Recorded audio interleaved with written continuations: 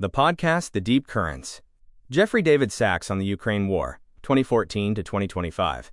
Welcome to Timeless Hub in the podcast, The Deep Currents, your weekly look at the world's most complex stories. Today we're diving into the Ukraine War through the lens of economist and global affairs analyst Jeffrey David Sachs, whose perspectives challenge many mainstream narratives about the conflict that has shaped Europe for more than a decade.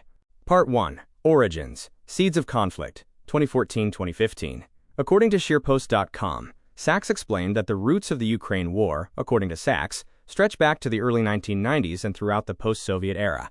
He frequently references a promise made, in his view, by the United States to Soviet leader Mikhail Gorbachev in 1990, that NATO would not expand 1 inch eastward if Germany was unified. Sachs asserts this commitment was violated, beginning with U.S. plans in the 1990s to broaden NATO membership toward Russia's borders. By 2014, Ukraine was at a crossroads. The ouster of President Viktor Yanukovych, viewed by Sachs and echoed in his writings and speeches, was not just a local revolution, but also the result of an aggressive U.S.-backed regime change. He points to intercepted conversations between U.S. officials as evidence that the United States was actively orchestrating the post-Yanukovych government, steering the country toward the West and away from Moscow. Sachs is clear. The 2014 Maidan events, followed by the annexation of Crimea by Russia, ignited a proxy war fueled by the expansion of Western influence and NATO ambitions. Part 2. Minsk, Donbass, and Ignored Diplomacy, 2015 to 2021. The ChinaAcademy.org mentions how Sachs blasts Westerns on the Ukraine war. After Crimea's annexation, the Minsk Agreements were drafted to halt hostilities in eastern Ukraine. Sachs describes Minsk II as a serious diplomatic attempt based on proven European autonomy models, but also as a deal undermined by U.S. and Ukrainian unwillingness to grant true autonomy to Russian-speaking regions. He argues that the West, rather than pushing for Minsk's full implementation, chose to escalate, sending weapons and advisors, and supporting further NATO integration. Throughout these years, Sachs repeatedly warned that arming Ukraine without addressing Russia's long-standing security concerns would only entrench conflict. Part 3. Invasion and Missed Peace, 2022.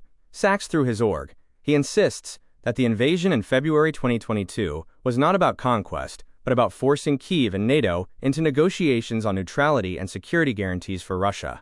Within weeks, Russian and Ukrainian officials met in Istanbul and, by April, reportedly came close to a peace deal. Sachs is particularly critical of the US and UK, who he claims talked Ukraine out of signing the draft deal. He contends that this pressure resulted in catastrophic losses for Ukraine, both in territory and human lives, and that the subsequent stalemate solidified Russia's hold on additional Ukrainian lands.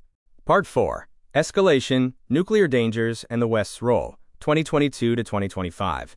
As the war dragged on, Sachs maintained that the US and EU pursued a disastrous strategy, isolating Russia, imposing ever harsher sanctions, and deepening the rift between Moscow and the West. He frames NATO expansion and American missile deployments as principal triggers not just for the conflict, but for the broader breakdown in European security architecture. America's abandonment of key nuclear arms treaties, like the Anti-Ballistic Missile Treaty, has made the stakes even higher.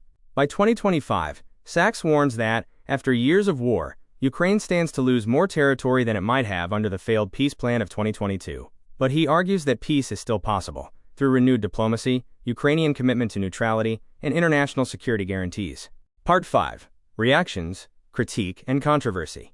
Sachs's positions have sparked significant controversy. Critics, including many in Ukraine and the West, accuse him of downplaying Russian aggression and denying Ukrainian agency. They argue that the 2014 revolution was a grassroots movement, not a U.S. coup, and that NATO enlargement has always been at the request of European countries seeking protection from Russia. Nonetheless, Sachs continues to urge European leaders to break with U.S. policy, return to dialogue with Russia, and seek a durable settlement. Jeffrey Sachs's analysis of the Ukraine War is a lens into the deeper story of post-Cold War Europe, one fraught with missed opportunities, great power rivalry, and the perilous stakes of nuclear confrontation. Whatever one's position, his call is clear. Only genuine diplomacy and respect for all parties' security could bring lasting peace to Ukraine. This is Timeless Hub. Thank you for joining us. Please subscribe, share your thoughts, and tune in next Insights for more Deep Currents.